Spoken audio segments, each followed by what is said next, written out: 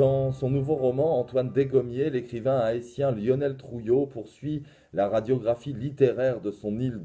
d'Haïti et en particulier de la ville de Port-au-Prince en mettant en scène deux personnages, deux garçons, deux frères qui s'appellent Titoni et Francky qui vivent dans une minuscule mansarde du quartier des Corridors à Port-au-Prince en compagnie de leur mère Antoinette. Le livre se caractérise ensuite par deux récits qui sont deux récits parallèles mais qui vont d'une certaine manière entrer en écho et en résonance. Il y a d'une part la chronique du quotidien qui est tenue par Titoni, ce jeune garçon qui explique sa vie ou plus précisément sa survie dans les quartiers pauvres de Port-au-Prince. Et puis il y a comme pendant à cette chronique du réel le livre qui est en train d'écrire son frère, Francky, qui est un garçon qui a, disons, une proximité beaucoup plus grande avec les mots et avec la littérature, qui entreprend d'écrire l'histoire de ce fameux Antoine Desgommiers qui donne son titre au roman de Lionel Trouillot et qui est un devin, un chaman qui est rentré comme ça de son vivant dans la légende et dans la mythologie haïtienne. Ce qui est intéressant, c'est qu'entre ces deux récits,